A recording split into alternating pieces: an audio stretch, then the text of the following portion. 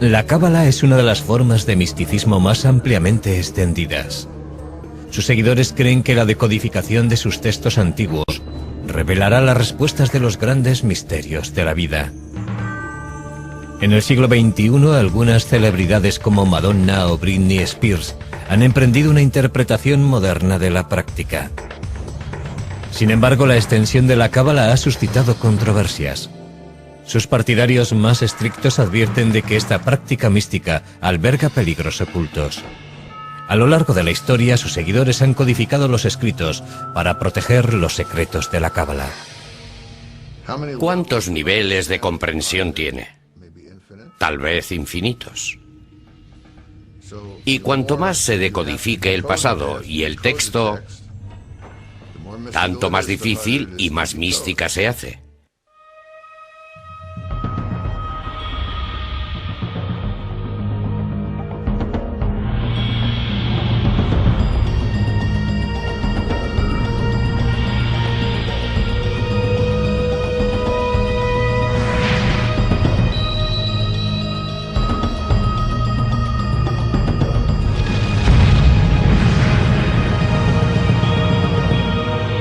Descifrando la historia. Los secretos de la cábala. En Babilonia, a principios del siglo VI a.C., un joven israelita llamado Ezequiel tuvo una visión. Y en plena contemplación una tormenta apareció del norte, y había una llama que relampagueaba continuamente, y en medio de esa llama había un trono, y sobre el trono una figura de aspecto humano. Ezequiel creía que había tenido una visión del cielo y había visto a Dios sentado en su trono. Esta visión cautivó a un grupo de místicos judíos. Tenían la esperanza de que estudiando esa imagen podrían ver a Dios ellos mismos y fundirse con el espíritu de la divinidad. Los judíos que persiguen una experiencia mística intentan recrear la experiencia de Ezequiel, y aquello se convirtió en el modelo de la mística judía hasta la aparición de la cábala. En el siglo II de nuestra era, el Imperio Romano dominaba lo que hoy es Israel. Los judíos que practicaban su fe de manera abierta eran asesinados u obligados a exiliarse. Fue entonces cuando muchos judíos recurrieron al misticismo para tratar de comprender la voluntad de Dios.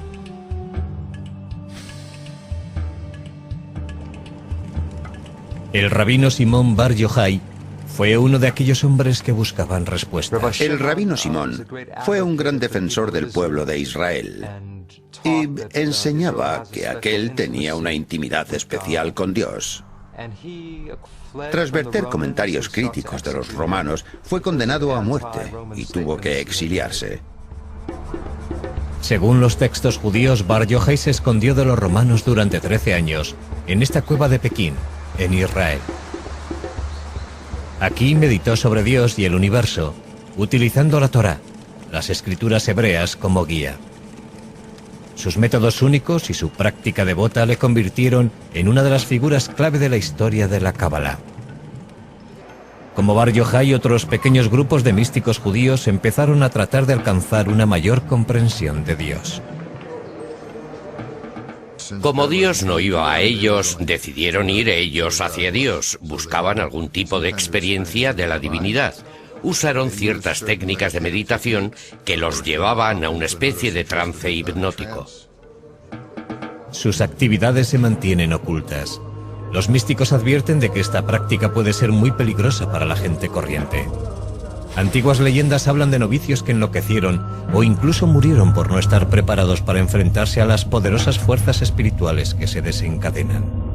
Si no eres lo bastante puro y modesto, Dios puede no aceptarte y puede que no permita que se realice ese viaje.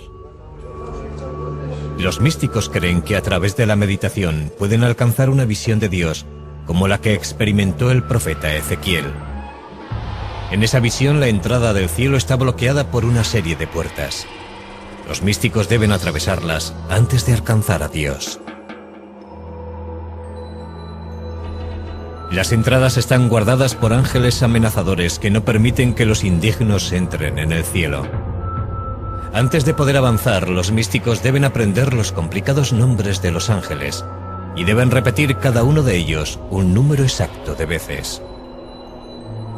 Los místicos llevaban amuletos que los protegían del poder de los ángeles, y si atravesaban todas las puertas y llegaban al salón del trono, podrían tener la visión.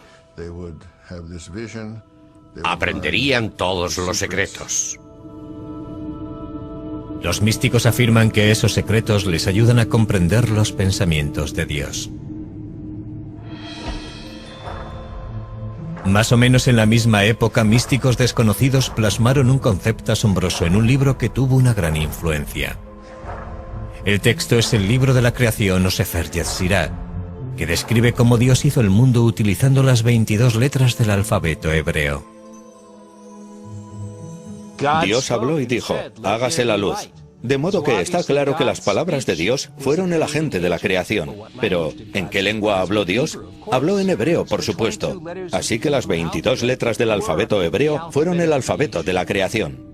Lo que hace el Sefer Yetzirah es tratar de describir cómo Dios creó el mundo de una manera más detallada que el Génesis. Desarrolla la idea de que Dios creó el mundo a través del lenguaje, pero no tanto de las palabras como de las letras individuales, y esto debe entenderse de manera literal. Dios juntó las 3 letras, Aleph, Bet y Nun, para formar la palabra Obam, piedra. De la combinación de esas 3 letras se creó la piedra, y Dios obró de manera similar con todos los objetos del universo, que creó combinando letras y números. Los rabinos creían que las enseñanzas del Sefer Yetzirah eran demasiado poderosas como para que las experimentara la gente corriente, y los detalles del libro se mantuvieron ocultos. Estas revelaciones místicas se transmitieron de forma clandestina durante cientos de años. En el siglo XI, los cruzados emprendieron una nueva oleada de persecución contra los judíos, cuando los ejércitos cristianos intentaban arrebatar Tierra Santa a los árabes. Huyendo de la tortura y la muerte, los judíos se desperdigaron por Europa y el Próximo Oriente, llevando sus tradiciones secretas a sus nuevos lugares de asentamiento. Para el siglo XIII, las enseñanzas místicas se habían extendido en las comunidades judías de lo que hoy son Alemania, Francia y España. El término cábala, que significa recepción en hebreo, se empezó a extender para describir esa práctica. Estamos hablando de un pequeño grupo de profesores y rabinos judíos, personas dedicadas a la vida espiritual, que estaban reuniendo las tradiciones primitivas, desarrollando técnicas de meditación y recreando la imagen de Dios de una manera muy asombrosa.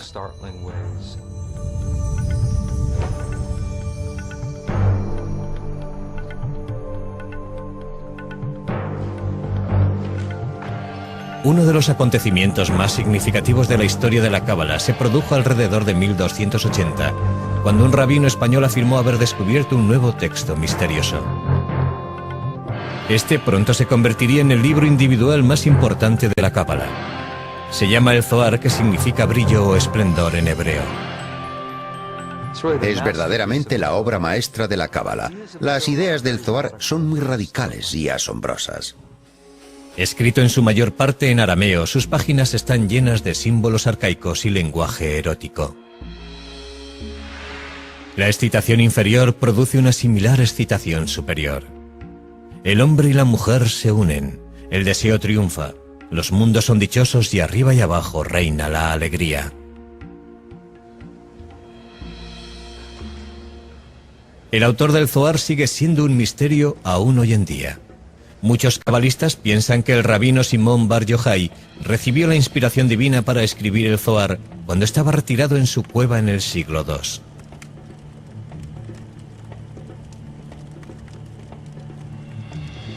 Otros sospechan que el manuscrito fue escrito 1000 años después, probablemente por un cabalista hispánico o por un grupo de varios rabinos. Está escrito en arameo por alguien que no dominaba demasiado esa lengua. Y encontramos en el Zohar palabras del portugués o castellano medievales.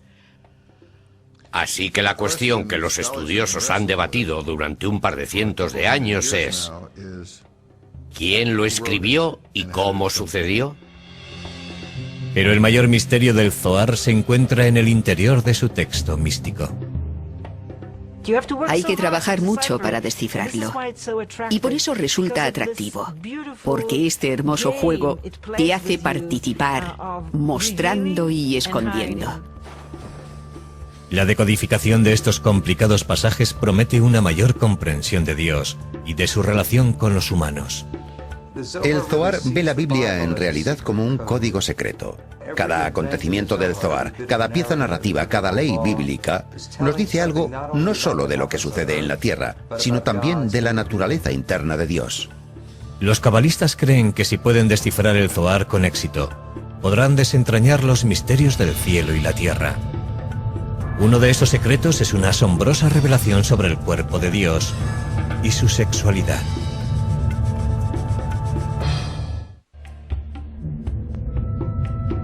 Para el siglo XIII la cábala se había extendido por toda Europa y el cercano Oriente. Pero aunque la cantidad de judíos que estudiaban la cábala crecía, sus secretos permanecieron celosamente guardados. Desde entonces los estudiosos han investigado las formas de revelar esos secretos.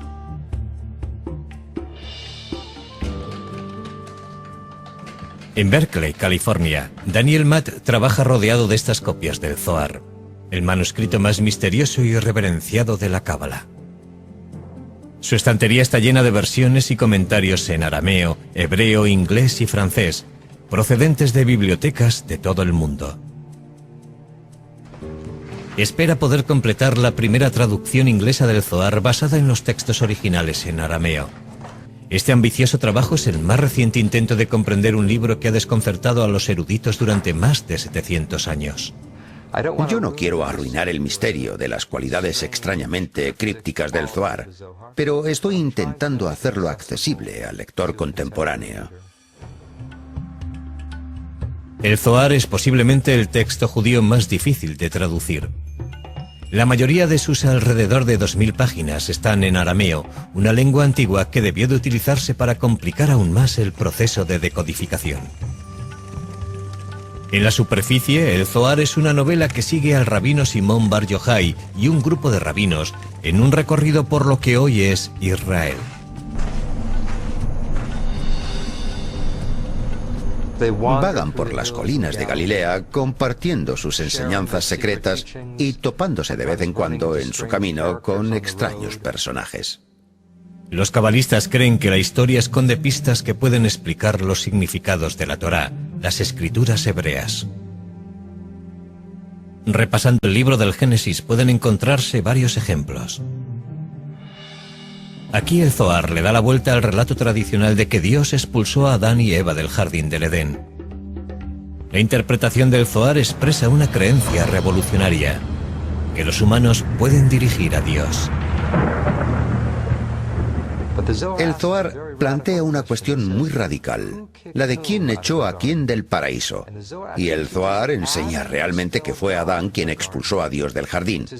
Es como si aún viviéramos en él, pero no nos damos cuenta porque hemos expulsado a Dios.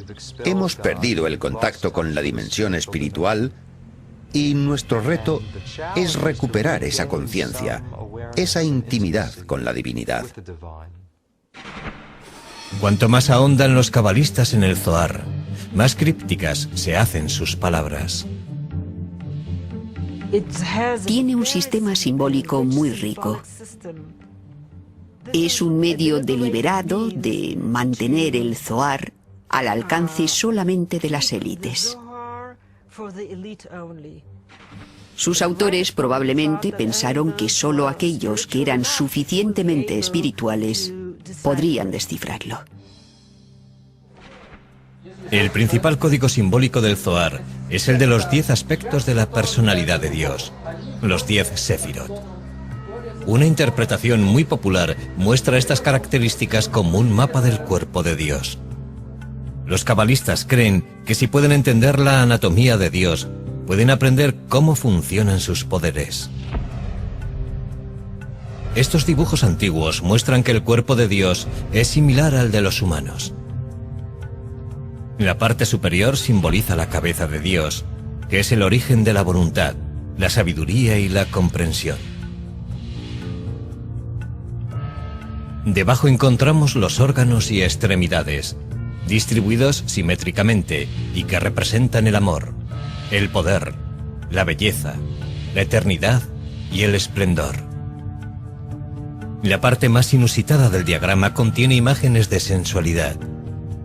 La novena parte de Dios, llamada el fundamento, el falo o la fuerza vital de procreación del universo. Pero según la Sefirot, Dios también tiene componentes femeninos. El elemento final, que suele recibir el nombre de Seyina, representa a la mitad femenina de Dios. Esta imagen ponía en cuestión la antigua visión de un Dios estrictamente masculino. Lo que encontramos aquí por primera vez es que este aspecto femenino, el consorte femenino de Dios, es también divino, es parte de la divinidad. Así que unir las mitades masculina y femenina de Dios se convierte en el objetivo de todo el sistema de las Sefirot. Y el Zohar describe esa unión en términos muy gráficos. En realidad hay una historia de amor en Dios y una unión sexual. Y ese es un elemento muy llamativo del Zohar que probablemente ha provocado una gran atracción en algunos aspectos.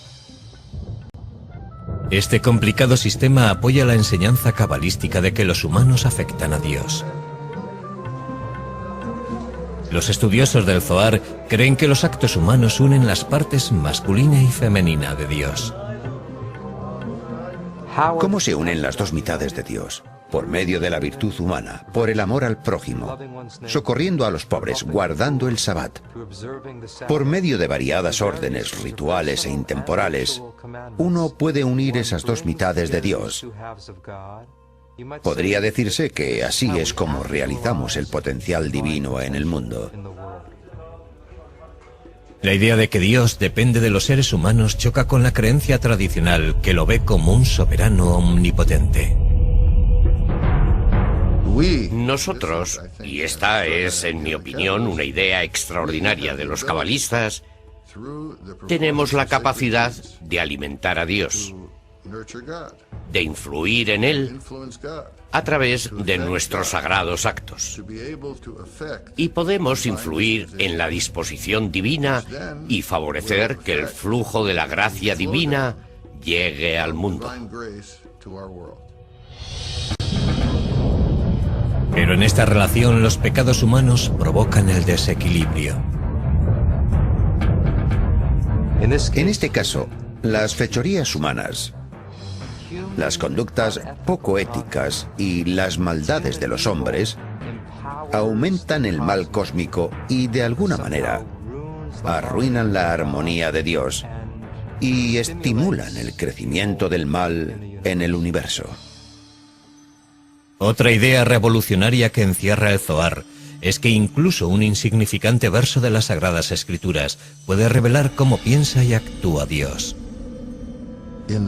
En el Zohar se lee la Biblia, no solo como una historia sobre los seres humanos, qué es lo que les sucede a estos, sino también como en un nivel místico, como la expresión de lo que sucede en la vida interior de Dios. Según el Zohar, los personajes humanos son metáforas de los pensamientos y las acciones de Dios. La cualidad del amor desinteresado, por ejemplo, se asoció a Abraham en la Biblia. De modo que todas las referencias a las acciones de Abraham deben verse como referencias al papel del amor desinteresado en el mundo. El Zohar también estudia los acontecimientos bíblicos en busca de significados El ocultos. diluvio, según la Cábala, se está produciendo ahora.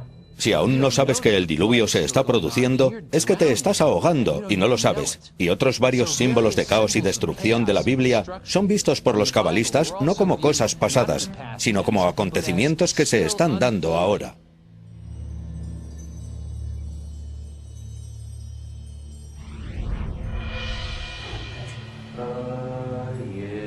Mientras los místicos continuaban explorando nuevos misterios en el Zohar, otro cabalista hispano del siglo XIII ideaba un nuevo método y modo de unirse a Dios. La técnica de Abraham Abulafia contemplaba una meditación intensa y movimientos parecidos al yoga. Sus seguidores usaban ciertos movimientos de las manos y la cabeza para concentrarse en las letras de la Biblia hebrea. La idea más antigua es que Dios tiene muchos nombres y que esos nombres tienen poder absoluto. Abulafia quiso hacer una lectura de la Biblia, según la cual toda ella habla solamente de cómo Dios transforma los nombres y los verbos hebreos corrientes en nombres divinos. Uno de los nombres divinos que usó Abulafia es el nombre de 72 letras tomado de 3 versos del Éxodo. Cuando las letras de esos versos se combinaban de acuerdo con las instrucciones de Abulafia, formaban uno de los nombres secretos de Dios. A través de la meditación intensa sobre esas letras, Abulafia creía que la mente humana y la mente de Dios podían acabar uniéndose. Algunos cabalistas afirman que Moisés meditó sobre ese nombre para conseguir separar el Mar Rojo.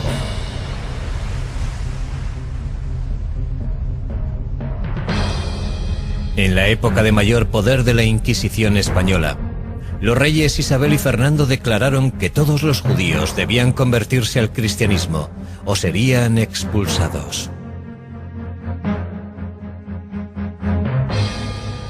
A lo largo de 1492, más de 100.000 judíos tuvieron que salir de España.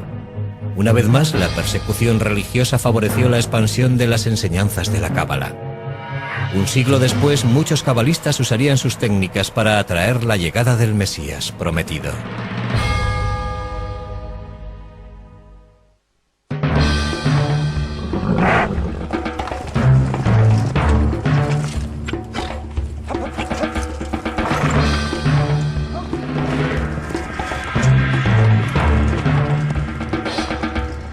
En 1492 la Inquisición española expulsó a decenas de miles de judíos, enviándoles al exilio. Muchos huyeron a Tierra Santa. A 140 kilómetros al norte de Jerusalén, en la región de Galilea, místicos judíos conocidos como cabalistas se establecieron en la ciudad de Safed. Unos cuantos cabalistas se dirigieron a Galilea, en parte atraídos por el rabino Simón Bar Yochai, el héroe del Zohar que había recorrido la región. Hoy en día las polvorientas y zigzagueantes calles de Safed están ocupadas por artistas y flanqueadas por galerías. Hace 5 siglos, sin embargo, los cabalistas creían que el Mesías recorrería algún día estas mismas calles. En una de las escrituras se dice que cuando el Mesías venga a Jerusalén, aparecerá en primer lugar en Galilea, de modo que querían ser los primeros en verlo. El texto místico conocido como el Zohar enseña que el buen comportamiento aumenta los poderes de Dios sobre la tierra. Basándose en esa filosofía, los cabalistas esperaban que una vida de santidad pudiera atraer la llegada del Mesías.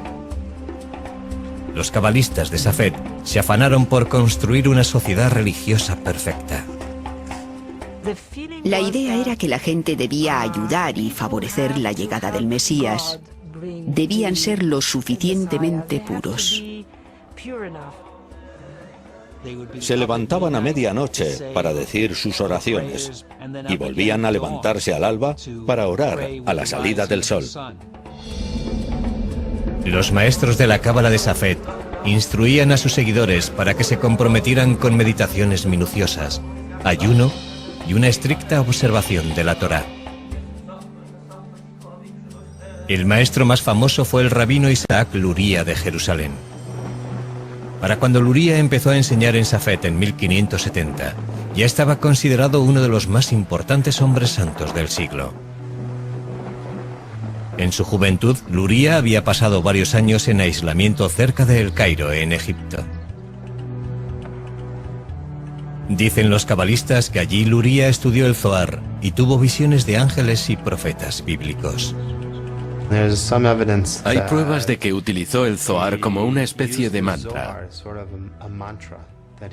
que repetía pasajes del Zohar una y otra vez hasta que los tenía profundamente interiorizados. En este estado como de trance, Luria adquirió habilidades extraordinarias. El rabino Isaac Luria podía mirar a la frente de una persona y leer en ella todo lo que le pasaba, como quien lee la palma de la mano. También era sanador. Podía describir las vidas pasadas de las personas y decir lo que debía corregirse. Luria creía que comprender las vidas previas de las personas podía proporcionar una mejor percepción de sus problemas actuales. Enseñaba una teoría de la reencarnación que afirmaba que cada individuo desciende de una cierta raíz del alma procedente de Adán y Eva. Uno desciende de Caín o Abel, o de alguno de los 3 hijos de Noé, Sem, Cam o Jafet. De modo que al menos tiene 5 opciones de tener una raíz básica, y esa raíz determina la esencia de tu naturaleza. Con la ayuda de Luria, muchos cabalistas buscaron sus conexiones con el pasado. Este cementerio de los alrededores de Safed desempeñó entonces un papel importante, pues los cabalistas intentaban hallar las tumbas de sus encarnaciones previas. Tomaban el alma del muerto que yacía en aquella tumba y hablaban con la voz de aquel.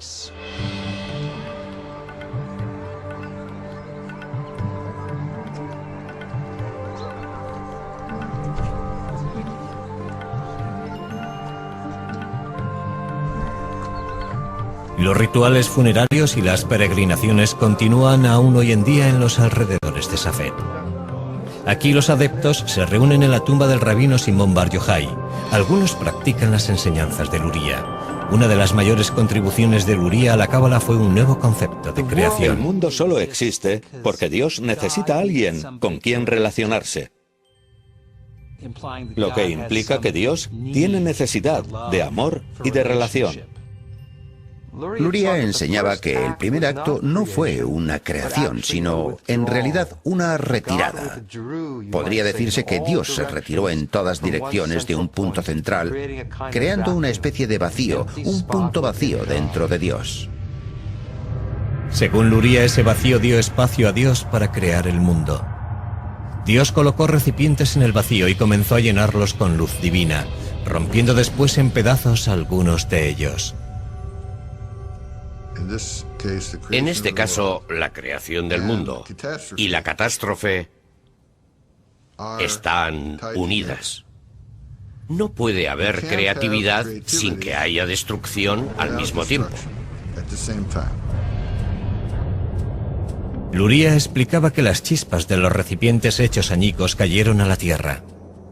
Todas las cosas que Dios creó contenían una de estas chispas divinas. Según Luria, los humanos pueden hacer que estos fragmentos de espíritu divino se vuelvan a reunir con Dios a través de las buenas obras. Nuestras obras pueden reparar el mundo superior, y cuando todas esas chispas estén restauradas, uno obtiene la redención mesiánica. En 1572, cuando Isaac Luria murió de una peste, muchos cabalistas temieron que su muerte fuera un castigo por haber revelado secretos prohibidos. Fue un revés para las expectativas de redención. Desde entonces, Safed languideció hasta finales de siglo.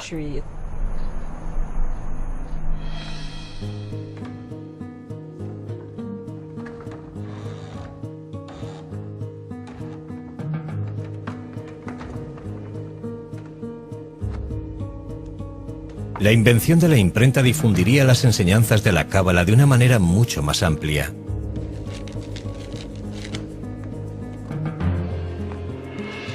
Para la época de la muerte de Luria, ya había a disposición del público muchas copias del Zohar y de diferentes manuscritos de Safed. La Cábala parecía haber salido por fin de su refugio oculto. Para el siglo XVI, las ideas místicas de la Cábala habían alcanzado la mayor parte del mundo judío. Los seguidores la practicaban en toda Europa, el norte de África y el Próximo Oriente.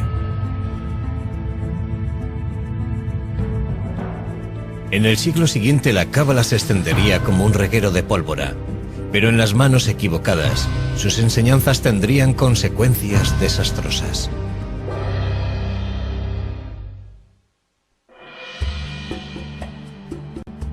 El siglo XVI se caracterizó por la expansión sin precedentes del tipo de misticismo judío conocido como cábala. Comenzó cuando el Zohar y otras obras místicas se tradujeron al latín. Los filósofos cristianos estaban ansiosos por estudiar la cábala y creían que podría ayudarles a resolver los misterios de su propia fe. Tienen un gran interés por la cábala, especialmente porque el Zohar se escribió más o menos en la misma época de Jesucristo. Y de ahí suponen que contiene un judaísmo puro y no contaminado de la época de Cristo, que confirmaría las verdades del cristianismo. Esta creencia fue la base de lo que se ha dado en llamar cábala cristiana. Los pensadores del Renacimiento también usaron la cábala para comprender las obras de Pitágoras y Platón, cuyas filosofías reflejaban aspectos del misticismo judío. Algunos eruditos afirman que el filósofo Gottfried Leibniz, que inventó el cálculo, e incluso Isaac Newton estudiaron ideas cabalísticas. Yo no afirmaría que la ciencia moderna está basada en la cábala, pero sí es verdad que las personas que crearon la ciencia y la filosofía modernas tenían gran interés en ella. Mientras, la cábala estaba siendo estudiada también por dos hombres que inadvertidamente provocarían una de las mayores catástrofes de la historia de la cábala. Sabetay Zevi nació en Izmir, actual Turquía, en 1626. En su juventud, Zevi padeció repetidas pesadillas sobre ataques demoníacos y recurrió al Zohar en busca de respuestas. Sabetay Zevi era en apariencia un brillante joven, pero problemático, que sufrió una crisis maníaco-depresiva a los 40 años. Los estudiosos piensan hoy que Zevi alternaba estados de depresión profunda y euforia maníaca. El clímax llegó cuando concertó un simulacro de matrimonio entre sí mismo y un rollo de la Torá. La naturaleza de su aflicción le llevaba a violar periódicamente los mandamientos de manera pública, y por ello era expulsado de la comunidad en medio de un gran escándalo. Desterrado de varias comunidades judías del Imperio Otomano, Zevi huyó a Jerusalén, donde anduvo vagando por las calles recitando cantos cabalísticos. En 1665 Zevi conoció a Nathan de Gaza, un joven estudiante de la cábala. Ambos pasaron varias semanas juntos recorriendo lo que hoy es Israel. Con el tiempo, Nathan acabó convenciéndose de que Zevi era el Mesías. Así Nathan proclamó que el Mesías había aparecido. Y la buena nueva viajó de sinagoga en sinagoga por todo el Imperio Otomano y hasta Europa. Para 1666 todo el mundo judío estaba cautivado por la llegada del Mesías. Sabetay Zevi era un maníaco depresivo, pero era un maníaco depresivo muy carismático que reunió a un montón de gente a su alrededor. Otras personas pensaron que el tiempo había madurado y que aquello debía de ser lo que estaban esperando.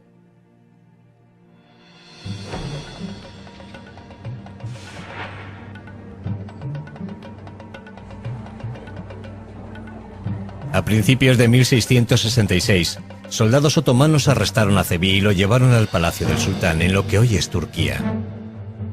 El sultán lo condenó a muerte por haber causado un tumulto popular. El sultán le hizo una oferta de las que hoy diríamos que no puedes rechazar. Es decir, o te conviertes al Islam o te corto la cabeza, porque si tú eres el Mesías y te corto la cabeza podrás volver a ponerla en su lugar. Si Sabetay Zevi estuviera buscando el martirio, habría provocado un fenómeno parecido al de Jesús. He aquí el Mesías que muere por su fe.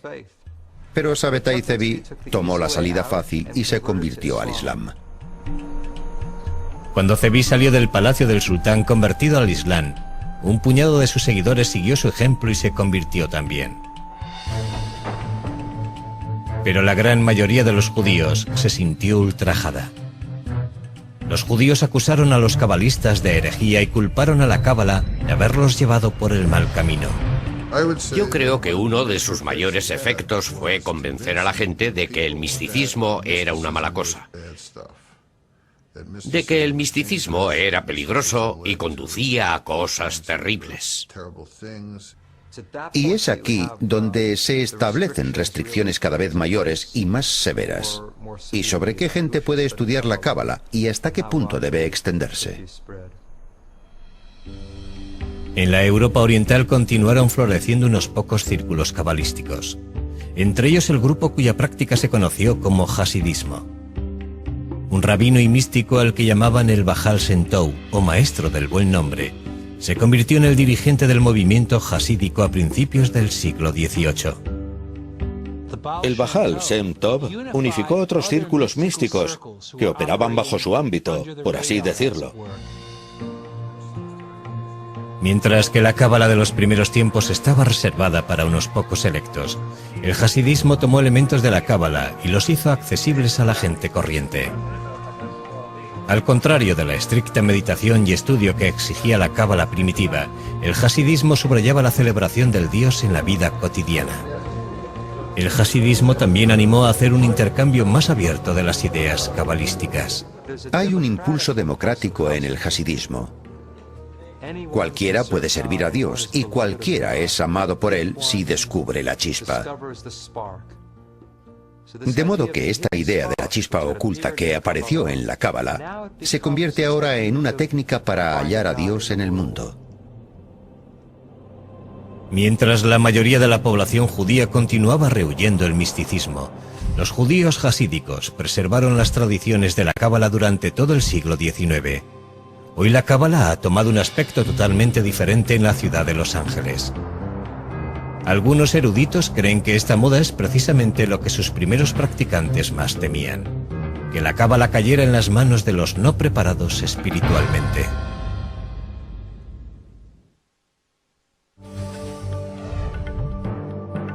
La cábala consiguió una gran popularidad por primera vez a finales del siglo XVII. Pero cuando la práctica mística se relacionó con un falso mesías, los cabalistas de Europa y el Próximo Oriente empezaron a ser rehuidos por todos. En los siguientes 250 años, la cábala permaneció en las sombras de la vida judía. En la década de 1930, un historiador alemán llamado Gerson Sollen redescubrió las enseñanzas del misticismo judío. Se pasó muchos años viajando por las bibliotecas de Europa y catalogando y leyendo estos manuscritos, algunos de los cuales no se habían siquiera abierto en décadas e incluso en siglos. Podría decirse que hizo que este material fuera accesible al mundo occidental. Cuando el Tercer Reich de Hitler extendió el terror por toda Europa, los judíos se encontraron tratando de entender la persecución, tortura y muerte a la que su gente tenía que enfrentarse. La creencia de la cábala de que las malas obras pueden hacer desequilibrar el universo quedó trágicamente confirmada por el Holocausto.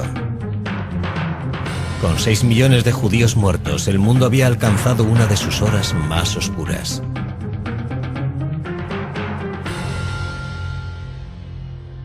Sin embargo, los judíos y los cabalistas tenían también la esperanza de que el mundo podía ser corregido. En tiempos de crisis, en tiempos de sufrimiento en el que la gente trata de mantenerse en pie y satisfacer sus necesidades de orden, de comprensión y de realización, el misticismo puede proporcionar algunas respuestas a todo ello. En la década de 1960, la contracultura norteamericana exploró nuevos modos de acercamiento a la religión.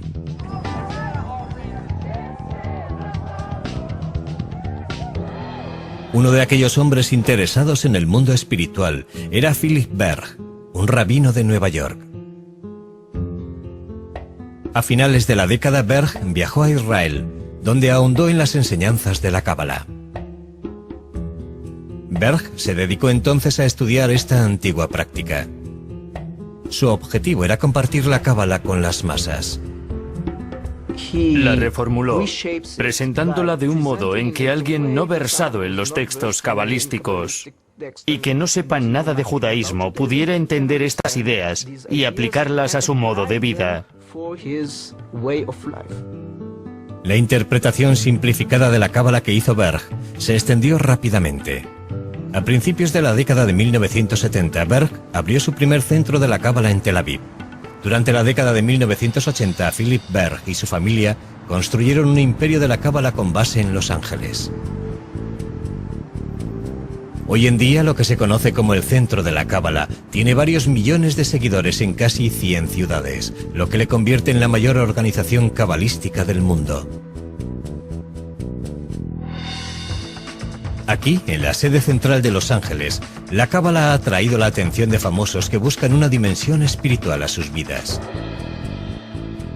Los dos hijos de Berg ayudaron a promover la idea de que, a diferencia de la restringida cábala del pasado, esta práctica está abierta a todos.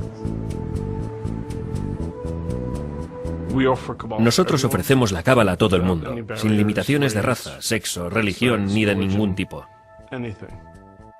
Estamos entusiasmados por la posibilidad de ofrecer esta sabiduría que ha estado oculta a las masas, haciéndola accesible, comprensible y práctica. Abriendo sus puertas a todos, el Centro de la Cábala ha despertado durísimas críticas. Ahora tenemos a todas esas estrellas de Hollywood subiéndose al carro de la cábala, pero muchas de ellas ni siquiera son judías ni observan la ley judía. Y dudo de que estén estudiando la verdadera cábala. Suelen decir cosas como, aquí hay un nombre sagrado, o una práctica santa, que puede darte cierto poder cabalístico. El Centro de la Cábala hace hincapié en antiguas prácticas como la meditación sobre los 72 nombres de Dios y organiza peregrinaciones a los lugares cabalísticos de Israel, como la que Madonna hizo en 2004. Que una estrella del pop como Madonna adopte la cábala es pseudoespiritualidad moderna. Realmente es un trato hecho en los cielos entre el Centro de la Cábala y Madonna. También se ha popularizado llevar objetos religiosos como las cintas rojas que se atan en la muñeca para protegerse de las fuerzas del mal. La cábala práctica, el mundo de los amuletos y todo eso, es un aspecto que la gente puede tocar. Se puede leer y sentir que es algo físico y concreto. Pero son cosas que la cábala teórica apenas toca y de las que no se ocupa. La nueva cábala es estudiar la cábala no para comprender el universo, sino para hallar un modo práctico de mejorar tu vida.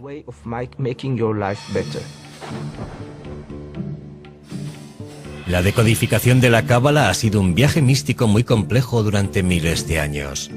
Y la búsqueda del control de sus secretos sigue hoy en día.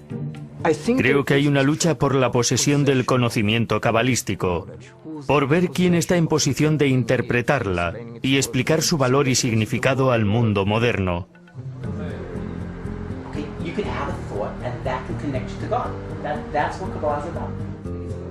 Hoy en día se siguen realizando profundos estudios de la cábala y se seguirán haciendo. Yo estoy seguro de que muchos de esos otros que no son sinceros acabarán pasando antes o después. Muchos seguidores dicen que incluso con una dedicación absoluta es imposible descubrir todos los significados ocultos de la cábala. Hay tantos estratos y niveles en la cábala que podría llevarte toda la vida y aún así no podrías terminar de aprender todo su universo. Esta sabiduría mística antigua seguirá sin duda revelando nuevos misterios al mundo moderno. La gente buscará nuevas técnicas y significados y caminos para hacer más espirituales sus vidas. De modo que mientras exista la humanidad, existirá el misticismo. Es algo muy antiguo y muy cercano y contemporáneo al mismo tiempo. Y pienso que lo que hace tan fascinante a la cábala es que es al mismo tiempo nuevo y antiguo. Nos preguntamos por qué estamos en el mundo y cuál es la naturaleza de Dios. Y la Cábala trata de responder a esas preguntas.